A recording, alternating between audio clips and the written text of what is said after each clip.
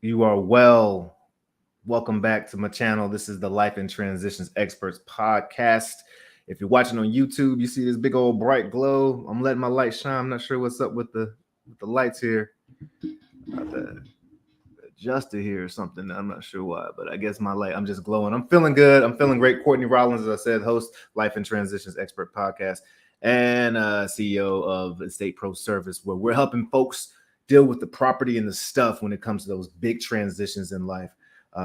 Quite often, our focus is on probate and estate planning and helping folks deal with the property and stuff in there, as well as helping folks who are in the senior space who maybe needs to transition into a senior community or need to find ways to make sure that their home is adequately their home, that they're getting their, that the home provides the right solution for them to support their senior needs. And so today we're actually going to look at that. We're going to look at the fact that our population is getting older and staying older. That's a great thing. Technology is advancing, and because of these advances, we are finding that people needs are being met and people are living longer. Every day, the amount of people who are turning 65 is growing, and as I said, living longer. The baby boomer population is entering the space, and there is a definite need as a result, because one of the facts of getting older is you're more susceptible to deteriorating health. That doesn't mean that people who are of older age are all deteriorating, but it's just the by and large, as you get older, that's one of the issues that we face. And so one challenge, however, is that unless you're in the healthcare space or medical world or have related experience, it may be very challenging or hard to see certain symptoms of declining health. In fact, the Alzheimer's Association states that every 65 seconds, someone's developing Alzheimer's or some form of that. And 1 out of every 10 person above the age of 65 actually has some form of Alzheimer's disease.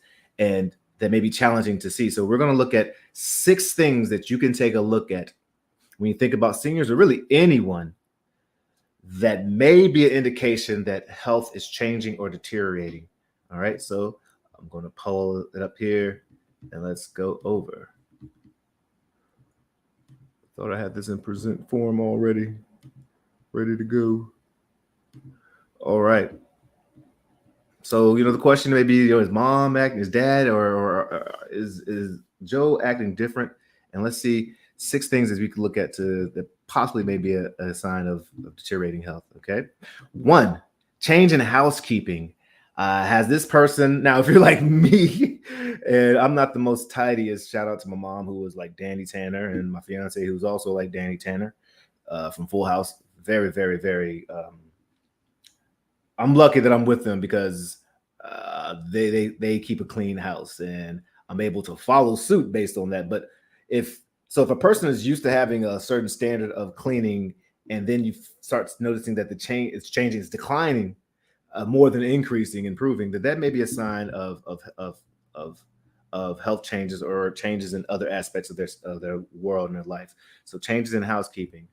Also, on the same vein, personal hygiene.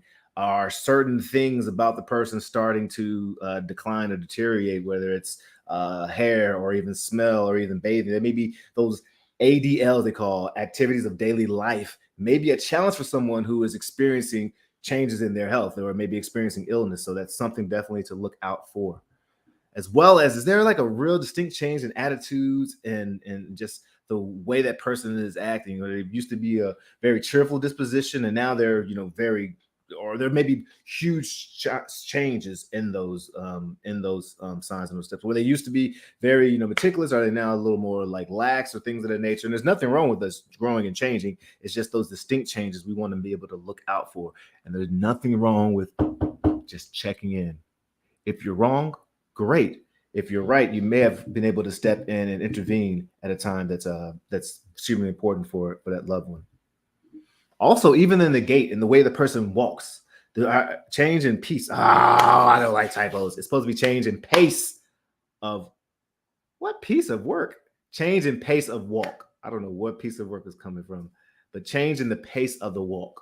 I'll have to change that. That's driving me crazy right now, to be quite honest. But no worries. This is about helping us look at signs for senior decline. So if you're looking on YouTube, you'll see change in piece of work, but it's really change in pace of walk and things of that nature. So make sure we're looking out for that as well. There also may be signs around the house that maybe someone fell, or actually that may be that's a sixth sign. But change in pace of walk and navigation, how they navigate is very important. Also, expired medication and food. If you see expired food and medication, it may be a sign that memory is being challenged, and we want to make sure we take care of that. Obviously, those both could be very, very could lead to even more illness if they're consumed.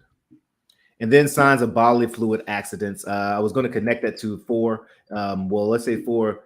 If you notice any signs of maybe an accident or a fall or things of that nature, and then maybe they don't want to bother you or worry you or tell you about it, that's that could happen, because a lot of times folks don't seem or feel like that they may have a perception that they're a burden, and or maybe even be embarrassed. So we want to make sure that we're treating folks with humanity and dignity, and also looking out for things so we can continue to support them.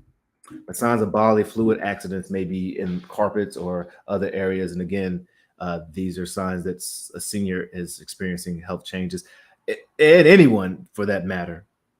If you're looking for more support with senior transitions needs, again, we're dealing with the property and the stuff, and we also have teams that are connected in this space. We're like the hub. And so, for instance, just last week, a great lead or a person that I've become really good friends with, we actually helped him. His wife unfortunately passed away in December of last year, and we helped him go through the probate process for that property and with his mom's property. She passed away 5 years ago, and he finally decided to open up probate. So we're able to help him, but he no longer wanted to stay in the home that was the home him and his wife shared. And so we're able to find him a community that fit his financial needs through senior placement, and was able to unlock equity by giving him cash for the property. And actually on the other property, his mom's property, we're able to help them renegotiate a huge $248,000 lien that was on the property. We were able to get that removed all the way down to zero. Awesome. And put money in his pocket that he wasn't expecting. I say all that to say, we're here to help. Reach out to us if you need help. We try to do a heart, head, and hands-on approach to this process, and we're here to help you. So we ask that you, on the Life and Transitions Expert podcast, I'm always asking that you let your light shine. Reach out to me if you have any questions, comments, concerns. Hit the like and subscribe. Would love a review. Peace.